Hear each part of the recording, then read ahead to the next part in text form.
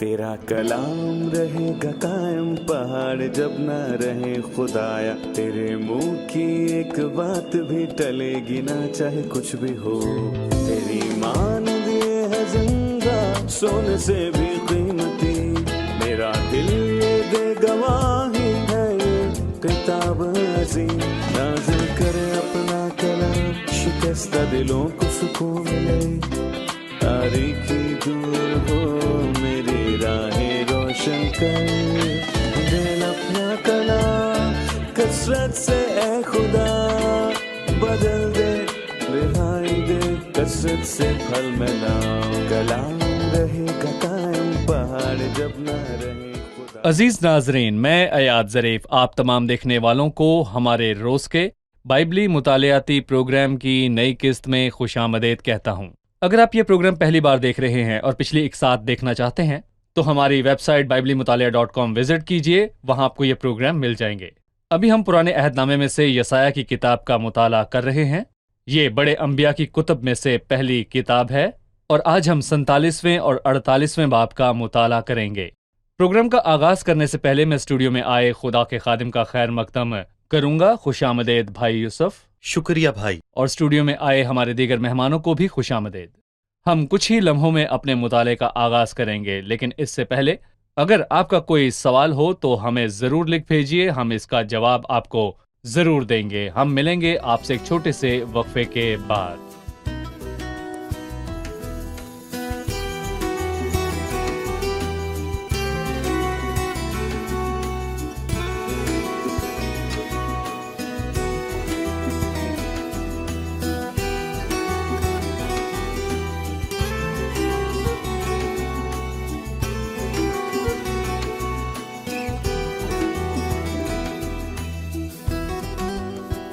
खुशामदीद भाई। आपका शुक्रिया।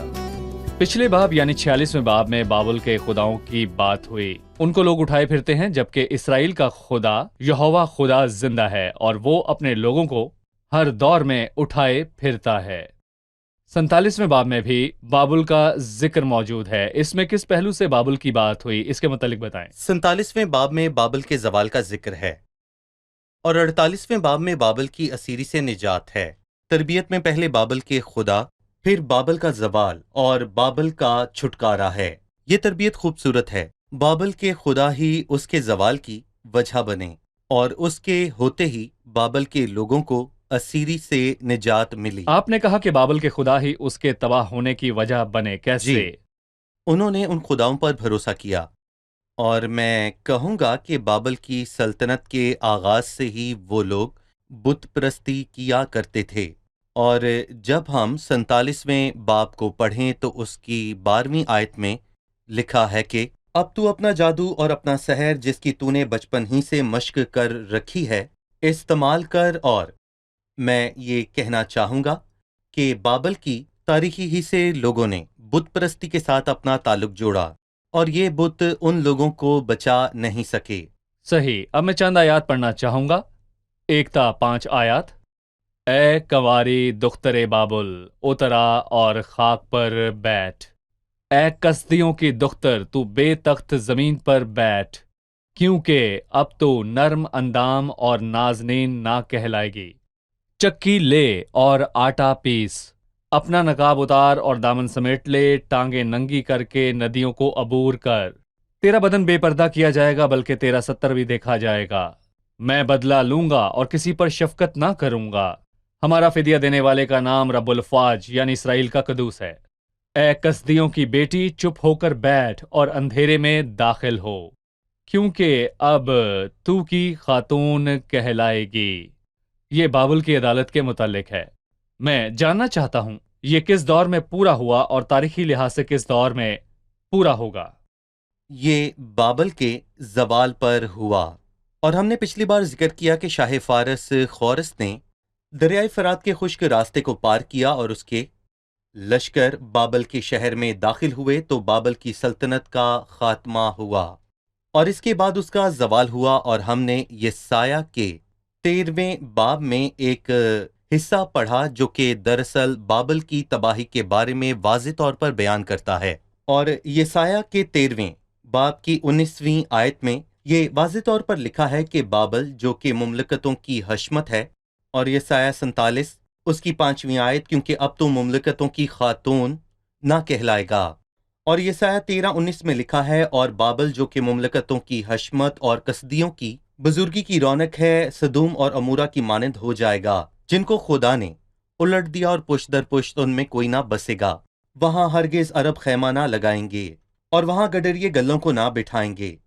اور میں کہوں گا کہ صدر صدام حسین نے بابل کو دوبارہ تعمیر کرنے کی کوشش کی تھی، اور ہم نے دیکھا کہ بابل کو تعمیر کرنے سے پہلے وہ خود ہی مارا گیا تھا۔ سچ تو یہ ہے کہ خدا کا کلام پورا ہوتا ہے، وہ اب تک آباد نہ ہوگا، اور پشت در پشت اس میں کوئی نہیں بسے گا، اور اس نے خدا کے لوگوں پر ظلم اور ستم کیے، اور اگلی آیات میں یہ واضح ہوتا ہے۔ یہ نبوت بابل کی تباہی کے حوالے سے ہے جو بعد میں صدیوں جو بعد میں خورس نے پوری کی۔ صحیح، یہ ماضی میں ہوا۔ جی، نبوت کی تکمیل ہوئی۔ دانیل نے نبوکت نظر کو خواب کی تعبیر بتاتے ہوئے اس کا ذکر کیا کہ مادی اور فارسی بابل کی سلطنت کو تباہ کریں گے۔ صحیح، مکاشفہ بالکل۔ کی کتاب میں ذکر ہے کہ بابل پر ایک اور عدالت آئے گی۔ بہتوں کا خیال تھا کہ بابل ایک بار پھر آباد ہوگا اور کلیسیا کے آسمان پر جانے تک قائم رہے گا، تاکہ مکاشفہ 18 میں بتائی عدالت پوری ہو۔ گر پڑا بڑا شہر بابل گر پڑا، ان الفاظ سے کیا مراد ہے؟ یسائی کے الفاظ واضح ہیں، وہ اب تک آباد نہ ہوگا، اور پشت در پشت اس میں کوئی نہ بسے گا۔ تاریخ میں 2 شخصیات نے بابل کو تعمیر کرنے کی کوشش کی۔ پہلی بار سکندر اعظم نے کوشش کی، لیکن وہ مارا گیا، اور اس کے بعد میں کہوں گا کہ صدر صدام حسین نے کویت کو فتح کیا تاکہ بابل کو تعمیر کر سکے، لیکن وہ بھی مارا گیا، اور خدا کا زندہ کلام پورا ہوا۔ مکاشفہ کی کتاب میں جس بابل کا ذکر ہے وہ دراصل روحانی بابل ہے۔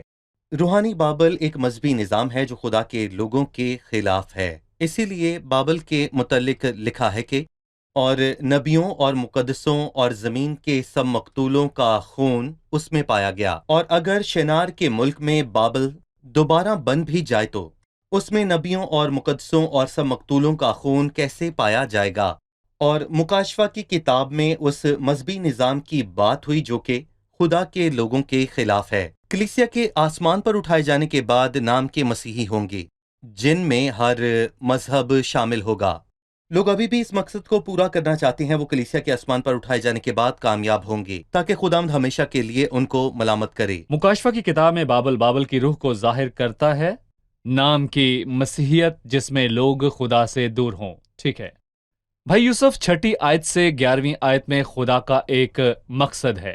اس نے اپنے لوگوں کو بابل کے ہاتھ میں سونپا۔ خدا نے خود یہ کیا تاکہ اس کے لوگ تربیت حاصل کریں، پر بابل کے لوگوں نے ان پر رحم نہ کیا۔ صحیح بھائی یوسف، ہم 12ویں آیت سے باب کے آخر تک پڑھیں گے۔ اس میں جادو اور سحر کی بات ہوئی ہے، ان آیات کے متعلق بتائیے۔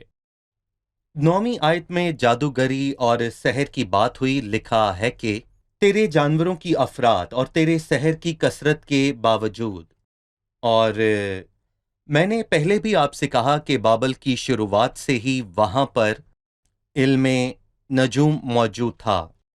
یہ 12 برج نجوم اور یہ حمل، اسد، عقرب، میزان اور یہ سب برج بابل کے برج سے ہی نکلے ہیں، اور پیدائش کی کتاب میں اس کا ذکر ہے، اور یہ برج اس لیے بنا کہ ستاروں کا علم جان کر مستقبل کے بارے میں بتائے، اور اس باب میں خداون ان سے مخاطب ہوا اور افلاک پیما اور نجوم سے یہ کہا کہ 47ویں باب کی 13ویں آیت میں لکھا ہے، تو اپنی مشاورتوں کی کثرت سے تھکے گی۔ اب افلاک پیما اور نجوم اور وہ جو ماں با ماں آئندہ حالات دریافت کرتے ہیں اٹھیں، اور وہ جو کچھ تجھ پر آنے والا ہے اس سے تجھ کو بچائیں۔ در حقیقت وہ دعویٰ کرتے ہیں کہ وہ مستقبل کو جانتے ہیں۔ تو اے حکیم، تو اپنے آپ کو تو اچھا کر۔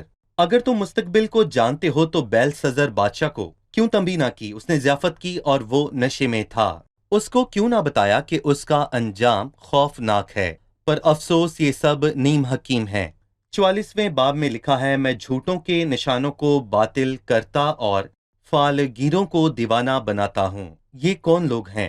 دراصل یہ بابل کے لوگ ہیں جو یہ کہتے ہیں کہ ہم مستقبل جانتے ہیں، لیکن نبوکد نظر ان کو سمجھ گیا تھا۔ انہوں نے کہا کہ اپنے خادموں سے خواب بیان کر اور ہم اس کی تعبیر کریں گے، اور بادشاہ نے یہ کہا، اگر تم نے خواب کی تعبیر نہ کی تو ٹکڑے ٹکڑے کیے جاؤ گے اور تمہارے گھر مزبلہ ہو جائیں گے۔ اور وہ ہیلے باز تھے، صحیح، بلکہ میں کہوں گا کہ وہ اس کے بارے میں کچھ بھی نہیں جانتے تھے۔ ٹھیک ہے۔ آج کے دور میں انسان کو علم نجوم سے تعلق رکھنے سے کیا خطرہ لاحق ہو سکتا ہے؟ اکثر ایماندار اس جھوٹ میں پھنس جاتے ہیں۔ آپ ان کے متعلق کیا کہنا چاہیں گے؟ جی بھائی یوسف۔ کہا جاتا ہے کہ 20ویں صدی کے سن 1930 میں پہلی بار انگریزی میگزین میں علم نجوم اور ذائچے کا ایک خاص حصہ چھپا، اور اس کو پسند کیے جانے کے باعث وہ ایک میگزین سے دوسرے میگزین اور پھر پوری دنیا میں چھپنے لگا۔ مطلب کہ جب پہلی بار 1930 میں وہ چھپا تو اس کی مقبولیت راتوں رات آسمان کو چھو گئی، اور آج ہر کوئی ستاروں کا حال اور اپنی قسمت دیکھتا ہے۔ افسوس کہ آپ نے یہ کہا کہ کوئی کہیں جانے سے پہلے اپنے ستاروں کا حال دریافت کرتا ہے، اور اگر اچھا ہو تو وہ پر امید ہوتا ہے، مطمئن ہوتا ہے، اگر نہ ہو تو وہ مایوس ہو جاتا ہے۔ در حقیقت اس سے خدا ناراض ہو جاتا ہے، کیونکہ یہ بائبل پر ایمان رکھنے سے بالکل مختلف تعلیم ہے۔ جو ستاروں اور مستقبل کا حال جاننے کا دعویٰ کرتے ہیں، خدا ان کو ملامت اور تنبیہ کرتا ہے، اور یسعیاہ کے 47ویں باب میں یہ موجود ہے۔ اگر وہ سب کچھ جانتے تو وہ بابل کے تباہ ہونے سے پہلے اس کو خبر دیتے۔ استثنا 18ویں باب میں خداوند نے تنبیہ کی کہ فالگیروں اور قسمت کا حال بتانے والوں کی پیروی صحیح۔ نہ کرو۔ ابھی ہم ایک رپورٹ دیکھیں گے، اس کے بعد مہمانوں سے سوال لیں گے۔ یسایہ کی کتاب کے آخری بڑے حصے کو 3 حصوں میں تقسیم کر سکتے ہیں۔ یہ سب اس جملے میں ختم ہوتے ہیں، شریروں کے لیے سلامتی نہیں، مسیح سلامتی لائے گا۔ جو اس کو رد کرتے ہیں ان کے لیے سلامتی نہیں۔ بت پرستی کے معنی مسیح کا انکار کرنا۔ ہم نے دیکھا کہ اس حصے میں زیادہ بات حملہ کرنے پر ہوئی اور بت پرستی پر تنبیہ کی، کیونکہ بت پرستی کی راہ بابل کو جاتی ہے، اور اس کتاب میں خدا ایک سنسان راستے پر چل رہا ہے جو کلوری کو جاتا ہے۔ جی، اس نے 2000 سال پہلے کلوری کے مقام پر مصلوب ہو کر ہماری اسیری کو نجات میں تبدیل کر دیا۔ کیا آپ نے اس پر ایمان لا کر اس نجات کو قبول؟ میرا سوال 6 آیت سے ہے۔ میں اپنے لوگوں پر غضبناک ہوا، میں نے اپنی میراث کو ناپاک کیا اور ان کو تیرے ہاتھ میں سونپ دیا۔ تو نے ان پر رحم نہ کیا، تو نے بوڑھوں پر بھی اپنا بھاری جوا رکھا۔ اس سے کیا مراد ہے؟ بھائی یوسف، 6 آیت کے کیا معنی ہیں؟ یہاں پر خدا نے بابل کو تنبیہ کی، لیکن کیوں؟ لکھا ہے، میں اپنے لوگوں پر غضبناک ہوا۔ ایک باپ اپنے فرزند سے ایسے پیش آتا ہے کیونکہ وہ یہ چاہتا ہے کہ وہ ان کی تربیت کرے۔ وہ اپنے لوگوں پر غضبناک ہوا، میں نے اپنی میراث کو ناپاک کیا، اور اسی لیے خدا نے اس ملک کو غیر قوموں کے حوالے کر دیا۔ اور زبور میں لکھا ہے کہ اس نے اپنی قدرت کو اسیری میں اور اپنی حشمت کو مخالف کے ہاتھ میں دے دیا۔ اس نے ان کے ہاتھوں میں سونپا، لیکن انہوں نے ان پر ظلم کیا۔ تو نے بوڑھوں پر بھی اپنا بھاری جوا رکھا، اور ایسے ہی الفاظ ذکریہ کی نبوت میں ہیں۔ وہاں بھی لکھا ہے کہ تو نے اپنا بھاری جوا ان پر رکھا۔ ذکریہ اس کے 15ویں باب کی پہلی آیت میں واضح لکھا ہے۔ یہاں لکھا ہے کہ اور میں ان قوموں سے جو آرام میں ہیں نہایت ناراض ہوں، کیونکہ جب میں تھوڑا ناراض تھا تو انہوں نے اس آفت کو بہت زیادہ کر دیا۔ یعنی کہ وہ اپنے لوگوں سے ناراض تھا، وہ چاہتا تھا کہ ان کی تربیت کرے، لیکن انہوں نے اس آفت کو زیادہ کر دیا۔ انہوں نے ظلم کیا۔ لکھا ہے کہ تو نے ان پر ظلم کیا، تو نے بوڑھوں پر بھی اپنا بھاری جوا رکھا، اور تو نے کہا بھی کہ میں ابد تک خاتون بنی رہوں گی۔ اور اس نے خیال نہ کیا کہ حالات سدا ایک جیسے نہیں رہتے، حالات بدل جاتے ہیں۔ اچھا ہے کہ آپ نے بتایا کہ خدا نے اپنے لوگوں کو ان کے ہاتھ میں سونپ دیا اور ان کو مصیبت میں جانے کی اجازت دی۔ اس میں بابل نے کچھ نہیں کیا، انہوں نے اس دشمنی کا فائدہ اٹھایا اور خدا کے لوگوں پر ظلم کیا۔ صحیح۔ اب ہم 48ویں باب کی طرف بڑھتے ہیں، اور بھائی یوسف آپ مجھے اس باب کے اہم موضوعات کے متعلق بتائیے۔ 48واں باب۔ جی، اس کی پہلی تا 5ویں آیت ہے کہ بنی اسرائیل کا بابل میں اسیر ہونا، 6 تا 11ویں آیت ہے کہ بنی اسرائیل کا بابل میں قیام، اور 12ویں آیت سے باب کے آخر تک بابل سے ان کا خروج۔ اس میں اسیر ہونے، قیام اور خروج کا ذکر ہے۔ 1 تا 5 آیات میں وہ اسیر ہوئے، 6 تا 11 آیات میں وہ بابل میں رہے، 12 تا باب کے آخر تک ان کی واپسی کا ذکر ہے۔ اس اسیری میں جانے اور واپس آنے کے بیچ 70 سال کا عرصہ ہے۔ صحیح۔ 48ویں باب میں اس کے متعلق کیا لکھا ہے؟ 10ویں آیت میں واضح طور پر لکھا ہے کہ دیکھ میں نے تجھے صاف کیا لیکن چاندی کی مانند نہیں، اور کسی نے کہا کہ اگر خدا ان کو چاندی کی مانند صاف کرتا تو وہ جل جاتے، ان کا کچھ باقی نہ رہتا، کیونکہ حزقیل 22 میں لکھا ہے وہ سب میل ہو گئے، اس نے ان پر رحم کیا، میں نے مصیبت کی کھٹالی میں تجھے صاف کیا۔ 70 برس تک اسیری میں رہنا کھٹالی کی بات تھی، وہ مصیبت کے دن تھے۔ اور اگر ہم دانیل کی کتاب پڑھیں تو پتہ چلتا ہے کہ دانیل اور اس کے ساتھی بڑے عہدوں پر تعینات تھے، لیکن میں پھر بھی کہوں گا کہ وہ مصیبت میں تھے۔ ذرا سوچیں کہ بابل کے باقی اسیر کس حال میں ہوں گے، وہ مصیبت کی کٹھالی میں تھے۔ صحیح۔ بھائی یوسف، آپ نے پچھلے حصے کا حوالہ دیا کہ 1 تا 5 آیات بابل کی اسیری کے متعلق ہے۔ دوسری آیت میں مرقوم ہے کیونکہ وہ شہر قدس کے لوگ کہلاتے ہیں اور اسرائیل کے خدا پر توکل کرتے ہیں جس کا نام رب الافواج ہے۔ میں نے قدیم سے ہونے والی باتوں کی خبر دی، ہاں وہ میرے منہ سے نکلی، میں نے ان کو ظاہر کیا، میں ناگہان ان کو عمل میں لایا اور وہ وقوع میں آئیں۔ اس نے قدیم باتوں کا ذکر کیا۔ یہاں قدیم باتوں سے کیا مراد ہے؟ جی، میں کہوں گا کہ جو بھی ہوا وہ لوگوں کے لیے حیران کن تھا، لیکن خدا کے لیے نہیں، کیونکہ خدا تو سب کچھ جانتا ہے۔ اور خدا نے کہا کہ میں نے قدیم سے ہونے والی باتوں کی خبر دی ہے، ہاں وہ میرے منہ سے نکلیں، میں نے ان کو ظاہر کیا، میں ناگہاں ان کو عمل میں لایا اور وہ وقوع میں آئیں۔ اور خدا نے نبوتی کلام میں اس کو قلم بند کیا، اور خدا نے کئی بار ان کو تنبیہ کی، اور اسی باب کی 18ویں آیت میں لکھا ہے کہ کاش کہ تم میرے احکام کا شنوا ہوتا، اور جی۔ تیری سلامتی نہر کی مانند اور تیری صداقت سمندر کی موجوں کی مانند ہوتی، پر انہوں نے نہ سنا، اور اس کے نتیجے میں لکھا ہے کہ میں ناگہاں ان کو عمل میں لایا اور وہ وقوع میں آئیں۔ صحیح، پچھلی چیزیں۔ اس کے بعد اس نے نئی چیزوں کی بات کی۔ 6 آیت، تو نے یہ سنا ہے سو اس سب پر تو توجہ کر، کیا تم اس کا اقرار نہ کرو گے؟ اب میں تجھے نئی چیزوں اور پوشیدہ باتیں جن سے تو واقف نہ تھا دکھاتا ہوں، وہ ابھی خلق کی گئی ہیں، قدیم سے نہیں، بلکہ آج سے پہلے تو نے ان کو سنا بھی نہ تھا، تا نہ ہو کہ تو کہے دیکھ میں جانتا تھا، ہاں تو نے نہ سنا نہ جانا، ہاں قدیم ہی سے تیرے کان کھلے تھے، کیونکہ میں جانتا تھا کہ تو بالکل بے وفا ہے اور رحم ہی سے خطا کار کہلاتا ہے۔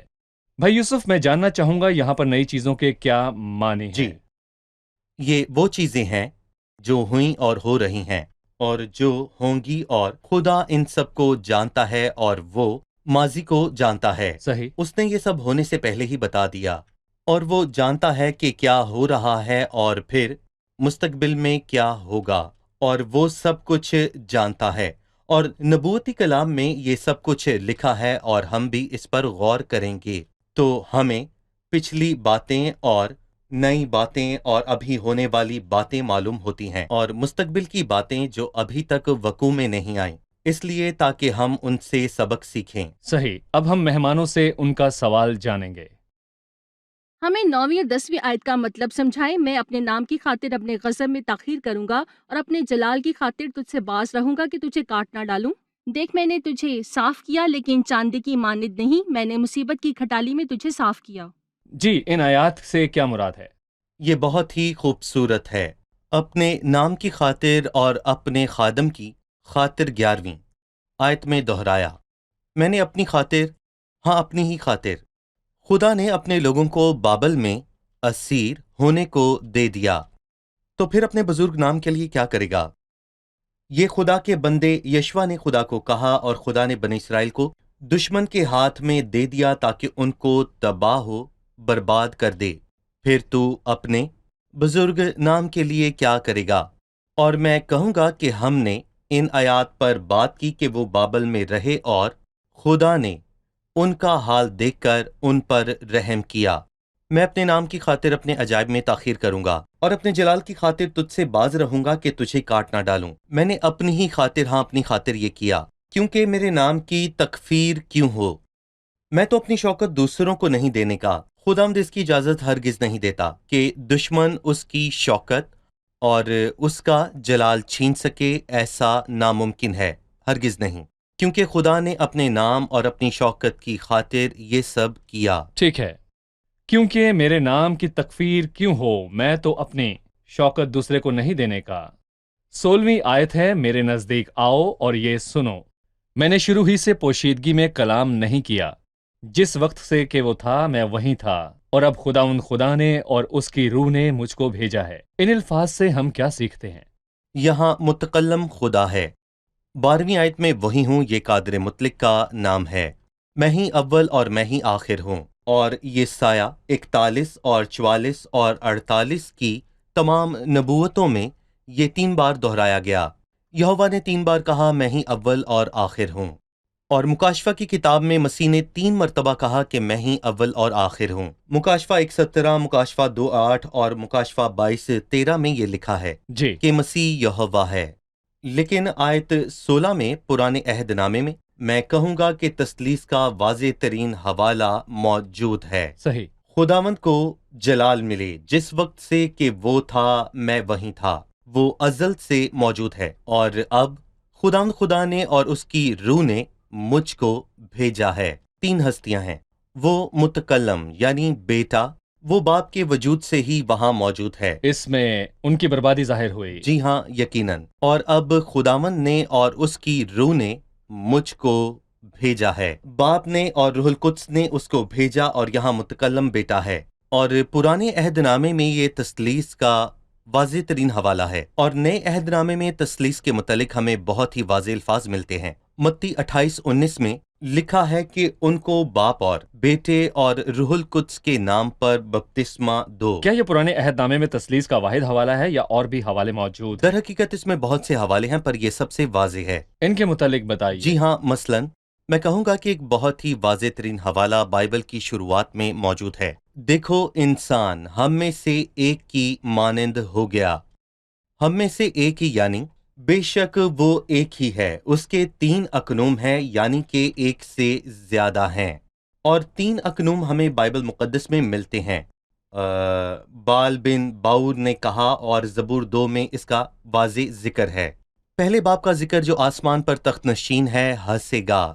پھر کہا کہ میں اس فرمان کو بیان کروں گا جو خدا نے مجھ سے کہا کہ تو میرا بیٹا ہے، اور پھر روح القدس کا بیان۔ اور یسایہ 61 میں خدا کی روح مجھ پر ہے کیونکہ اس نے مجھے مسا کیا تاکہ حلیموں کو خوشخبری بالکل۔ سناؤں۔ باپ، بیٹا اور روح القدس، 3 اقنوم کا ذکر ہے۔ اسرائیل کا قدوس، یہ الفاظ یسایہ کی کتاب میں بہت مرتبہ ہے۔ 6 باب میں لکھا ہے قدوس قدوس 3 قدوس۔ بار، جی سو عہد قدیم میں تثلیث واضح ہے۔ صحیح۔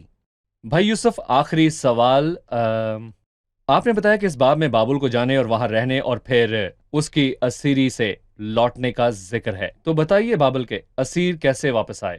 وہ کتنے سال تک بابل میں رہے؟ 70 سال۔ 70 سال؟ کیا جی ہاں۔ بائبل مقدس میں کہیں لکھا ہے؟ جی، یرمیہ 25 میں صحیح۔ لکھا ہے وہ 70 برس وہاں رہے۔ مطلب کہ بائبل میں بیان ہے کہ وہ کن دشمنوں کے ہاتھ میں جی جائیں ہاں۔ گے، اسیر ہوں گے، اور کتنے بالکل۔ برس وہیں رہیں گے۔ کلام ہاں۔ میں یہ لکھا ہے۔ صحیح۔ ہمیں بتائیے کہ وہ کب واپس آئیں گے؟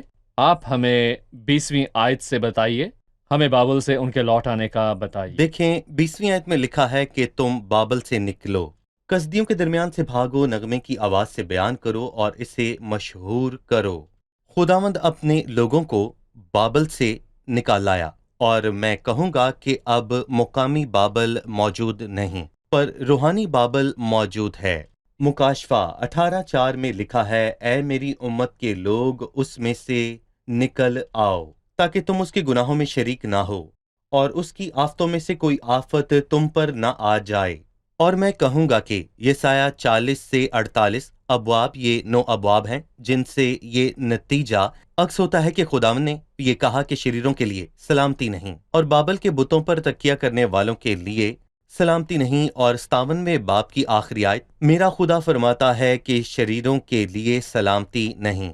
تاریخی لحاظ سے لوگ 70 برس تک اس اسیری میں رہے جسے یرمیہ نبی نے نبوت میں کہا تھا۔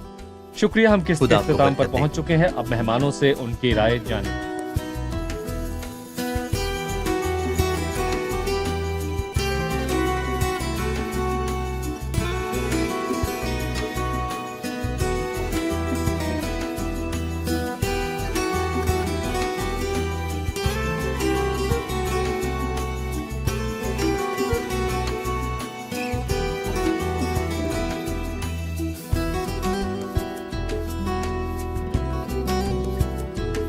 सैंतालीसवें बाब में बाबुल का जवाल है। हमने आज की किस्त में जो भी सीखा, इसके मुताबिक तारीखी तौर पर बाबुल का जवाल कैसे हुआ, रूहानी बाबल क्या है और इसका जवाल किस तरह होगा। हमने पिछले अबवाब में बाबुल के जवाल के मुतालिक पढ़ा। शाह फारिस खोरस बाबल में आया और दरिया सूख गया। उसी दिन बाबुल की सल्तनत का खात्मा हुआ। रूहानी बाबल आखिरी अयाम में वजूद में आएगा। ये वो मजहबी निज़ाम है जो खुदा के लोगों के खिलाफ होगा। खुदा आखिरी अयाम में उनकी अदालत करेगा। मुकाशवा की किताब में मुकाशवा 18वें बाब में, ये 18वां बाब ही है। जी ठीक कहा भाई यूसुफ? बिल्कुल। जी। 48वें बाब में 3 मौज़ूआत पर बात हुई: असीरी में जाना, असीरी में रहना और बाबुल की असीरी से लौट आना। बताइए कि खुदा उनको बाबुल की असीरी से वापस क्यों लाया। बाइबल में लिखा है कि खुदा ने अपने नाम, अपने जलाल और अपने ही नाम के लिए ये किया। जी, अपने नाम की खातिर, अपने जलाल, अपने नाम, अपनी और अपने ही नाम की खातिर उन्होंने तौबा की। उनके तौबा किए बगैर उनका लौट कर यकीनन। आना नामुमकिन था। ये लोग कितने बरस तक असीरी में रहे? 70 साल। 70 साल तक। ठीक है, क्या कहेंगे भाई? सही। ठीक है, बिल्कुल। आखिरी सवाल 48वें बाब की 16वीं आयत से है: जिस वक्त से कि वो था मैं वहीं था और अब खुदा ने और उसकी रूह ने मुझको भेजा है। इसमें तसलीस कहाँ है? हम पिछली आयत से समझ सकते हैं कि यहाँ मुतकल्लिम खुदा है। उसने कहा मैं वही हूँ, मैं ही अव्वल और मैं ही आखिर हूँ। फिर हम समझ सकते हैं कि मसीह ने कहा जिस वक्त से कि वो था मैं वहीं था, यानी वो और खुदा बाप बराबर हैं। वक्त पूरा होने पर वो आएगा। खुदा बाप और उसकी रूह जिसने उसको भेजा है, तब तसलीस वाज़िया दिखाई देगी, सही। जैसा कि यहाँ पे लिखा यहाँ है। बाप और बेटे और रूहुल कुद्स सबका जिक्र है। पुराने अहद नामे की बहुत सी आयत में तसलीस का हवाला मिलता है। कौन हमें इनका बता सकता है? दूसरे ज़बूर में और ईसाया 61 बाब में तख्लीक के आगाज़ से ही बयान किया गया है। जब इंसान ने गुनाह किया, खुदा ने कहा देखो इंसान हम में से एक ही मानद हो गया है। जी ठीक है, क्या कहेंगे भाई? जी यूसुफ? हाँ, सही, बिल्कुल। शुक्रिया। खुदावंद आपको बरकत दे। अगले प्रोग्राम में खुदा फिर आपको मुलाकात बरकत होगी। दे।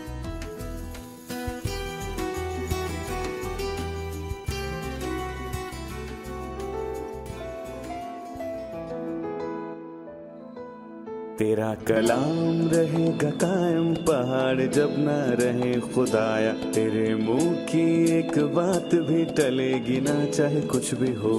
तेरी मान दिए है जिंदा सोने से भी कीमती। मेरा दिल ये दे गवाही है ये किताब अज़ीम। नाज़िल करे अपना कलाम शिकस्ता दिलों को सुकून मिले। तारीकी दूर हो मेरी राहें रोशन कर। दिल अपना कलाम कसरत से ए खुदा बदल दे। रिहाई दे कसरत से फल मिलाओ। कलाम रहेगा कायम पहाड़ जब ना रहे खुदाया। तेरे मुंह की एक बात भी टलेगी ना चाहे कुछ भी हो।